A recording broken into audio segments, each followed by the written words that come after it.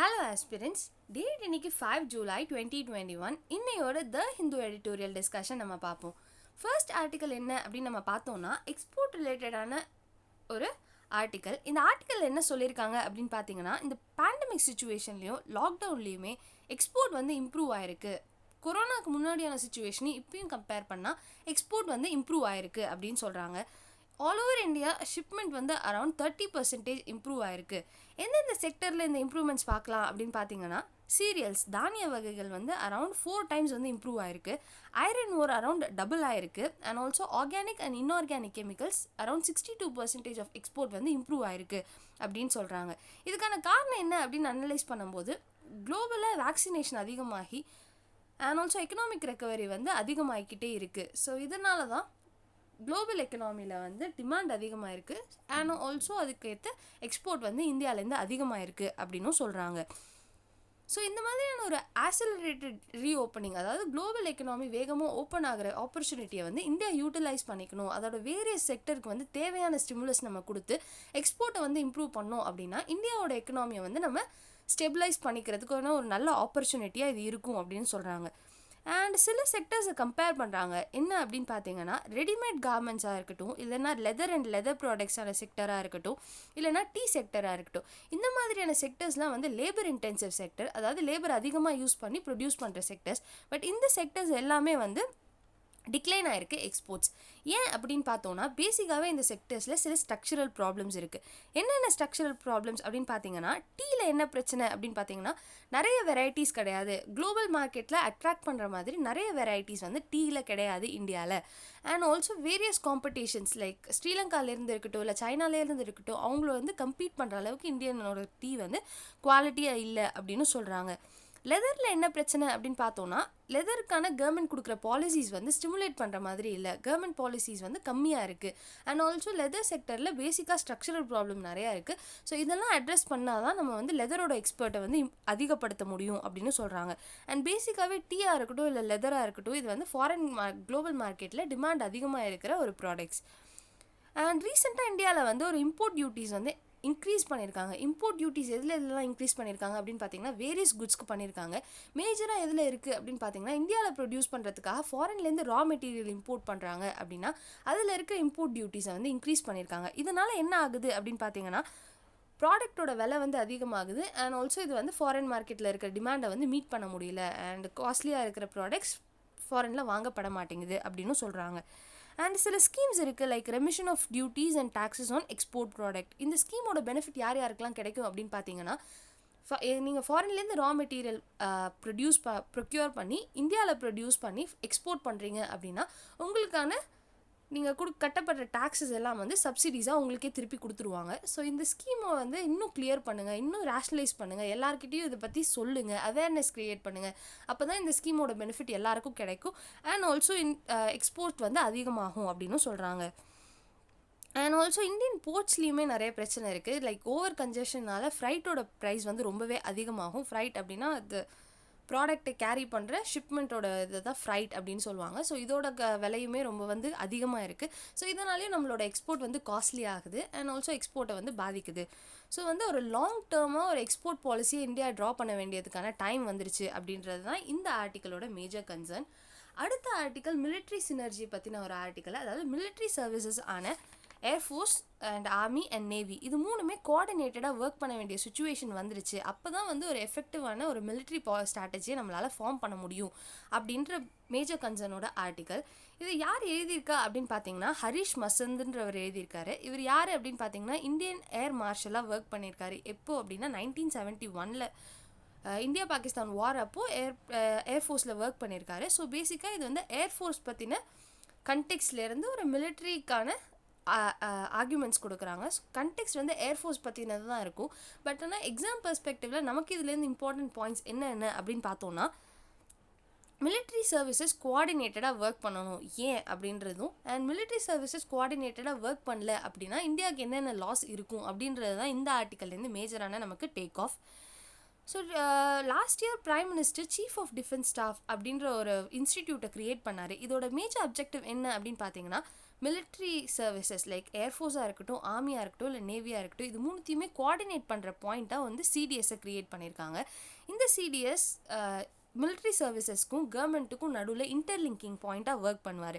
And also இப்படி work பண்ணுறது மூலமாக என்ன நடக்கும் அப்படின்னு பார்த்தீங்கன்னா, மிலிட்ரி சர்வீசஸில் எஃபிஷியன்சி அதிகமாகும். ஸோ எஃபிஷியன்சி அதிகமாகிறது மூலயமா மிலிட்ரிக்கு ஆகிற செலவை வந்து ரேஷனலைஸ் பண்ண முடியும். ஸோ இதுதான் இதோட இந்த சிடிஎஸோட major objective.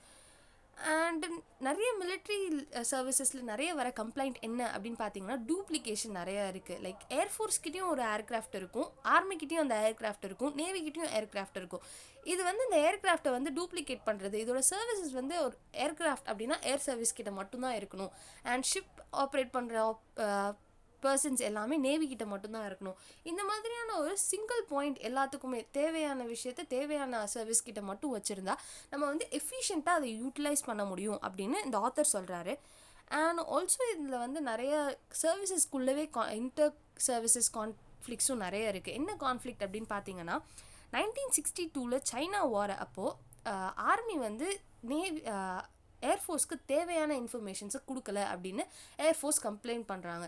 Like India China border பற்றி நமக்கு தெரியும், மவுண்டன் டெரைன். ஸோ இந்த மாதிரியான சுச்சுவேஷனில் லேண்டில் வர விட ஏர்ஃபோர்ஸ் தான் நல்லா ஆக்டிவாக பெர்ஃபார்ம் பண்ணோம். அண்ட் ஏர்ஃபோர்ஸ் எவ்வளோ ஸ்ட்ராங்காக இருக்கோ அந்த அளவுக்கு நம்ம வந்து கிரவுண்டில் இருக்க சுச்சுவேஷனை ஸ்ட்ராங் பண்ணலாம்.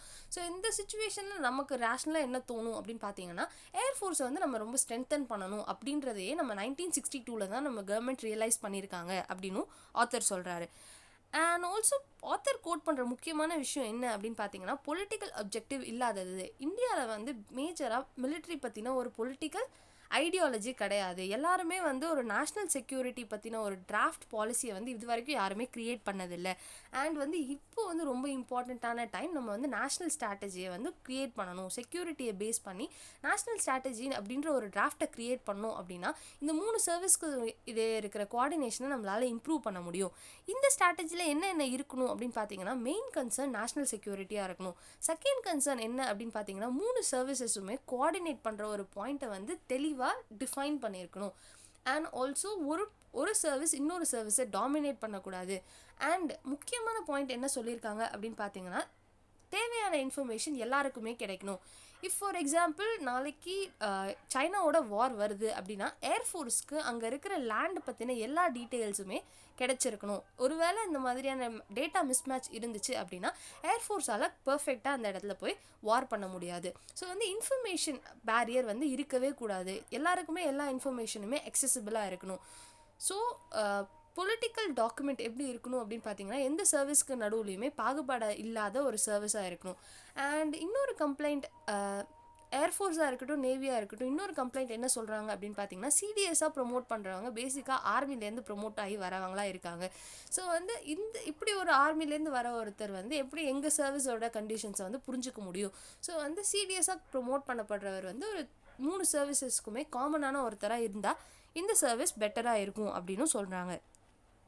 அண்ட் இப்போ நீட் ஆஃப் த ஹார் என்ன அப்படின்னு பார்த்தீங்கன்னா, கோஆர்டினேஷன். இந்த 3 சர்வீஸுமே கோஆர்டினேட் பண்ணால் என்னென்ன பெனிஃபிட் நடக்கும் அப்படின்னு பார்த்தீங்கன்னா, ரிசோர்ஸஸ் டூப்ளிகேஷனை நம்மளால் தடுக்க முடியும், இன்ஃபர்மேஷனை எஃபிஷியண்ட்டாக ஷேர் பண்ண முடியும். And also joint military exercise நடக்கும்போது 3 சர்வீசஸ்க்கு எங்கெங்கே குறை இருக்குது, எங்கெங்கே அதிகமாக பெர்ஃபார்ம் பண்ணுறாங்க அப்படின்னு ஒரு சர்வீஸ்கிட்டேருந்து கற்றுக்க முடியும். ஸோ வே ஃபார்வர்டாக என்ன சொல்கிறாரு ஆத்தர் அப்படின்னு பார்த்தோன்னா, பெஸ்ட் ப்ராக்டிசஸை நம்ம எடுத்துக்கணும். லைக் வந்து மிலிட்ரியும் சரி பொலிட்டிக்கல் டிப்ளமேட்ஸும் சரி இவங்க 2 பேருமே மீட் பண்ணி அடிக்கடி டிஸ்கஷன் நடத்தணும். எங்கே வந்து மிலிட்ரியோட தேவைகளை வந்து பொலிட்டிக்கல் ஆஃபீஸர்ஸ் வந்து கன்சிடர் பண்ணணும். லைக் பிரைம் மினிஸ்டர் அடிக்கடி மிலிட்ரி ஆஃபீஸர்ஸை மீட் பண்ணணும், எங்களோட தேவைகள் என்ன அப்படின்றத புரிஞ்சுக்கிட்டு அவங்க வந்து நமக்கான பாலிசியை வந்து டிராஃப்ட் பண்ணணும் அப்படின்னு சொல்கிறாங்க. அண்ட் ஆல்சோ ஒரு ஹையர் டிஃபென்ஸ் ஆர்கனைசேஷனை க்ரியேட் பண்ணணும். லைக் ஃபார் எக்ஸாம்பிள் 1950s வந்து டிஃபென்ஸ் கமிட்டி ஆஃப் கேபினெட்டில் டிஃபென்ஸ் கமிட்டி அப்படின்ற ஒரு கமிட்டி இருந்தது. பட் ஆனால் அது வந்து டீஃபங்க்ட் ஆக ஆரம்பிச்சிச்சு, ஒர்க் பண்ணலை கொஞ்ச நாளுக்கு அப்புறம். ஸோ அந்த மாதிரியான ஒரு இன்ஸ்டிடியூட்டை திருப்பி ஸ்ட்ராங்காக எஸ்டாப்ளிஷ் பண்ணணும். அண்ட் ஆல்சோ ஒரு ப்ராப்பரான நேஷ்னல் மிலிட்ரி ஸ்ட்ராட்டஜியை வந்து கொண்டு வரணும். அதில் என்ன இருக்கணும் அப்படின்னு பார்த்தீங்கன்னா, நியூக்ளியர் டெக்னாலஜிஸை யூஸ் பண்ணுற ஃபெசிலிட்டிஸும் அதில் இன்க்ளூட் பண்ணணும். அண்ட் ஆல்சோ ப்ராப்பரான பொலிட்டிக்கல் அப்ஜெக்டிவ் எதுக்காக இந்த மிலிட்ரி சர்வீசஸ் எஸ்டாப்ளிஷ் பண்ணப்பட்டிருக்கு, எதுக்காக இந்த மிலிட்ரி சர்வீசஸை நம்ம யூஸ் பண்ணுவோம் அப்படின்ற ஒரு ஸ்ட்ராட்டஜியை கிளியரான கைட்லைன்ஸ் வந்து உருவாக்கணும். அண்ட் ஆல்சோ வந்து ஒரு ஜாயிண்ட் பிளானிங் பிளாட்ஃபார்ம், அதாவது ஜாயிண்ட்டாக இந்த 3 சர்வீஸ்க்காகவும் பிளான் பண்ணுற அண்ட் ட்ரைனிங் எக்ஸசைஸ் கண்டக்ட் பண்ணுறது மூலயமா 3 சர்வீஸ்க்கும் இருக்கிற கோஆர்டினேஷனை நம்ம இம்ப்ரூவ் பண்ணணும். இப்படி இம்ப்ரூவ் பண்ணோம் அப்படின்னா நமக்கு ஒரு வேளை நாளைக்கு சைனாவோடையோ இல்லை பாகிஸ்தானோடையோ இல்லை 2 ஃப்ரண்ட் வார் நடந்துச்சு அப்படின்னா நம்ம வந்து அதை எஃபிஷியண்ட்டாக பேலன்ஸ் பண்ண முடியும் அப்படின்னு ஆத்தர் சொல்கிறாரு. ஸோ இன்னைக்கு நியூஸ் பேப்பரில் இதுதான் ஆர்டிக்கல். நாளைக்கு த ஹிந்து எடிட்டோரியலில் நம்ம மீட் பண்ணுவோம். தேங்க்யூ.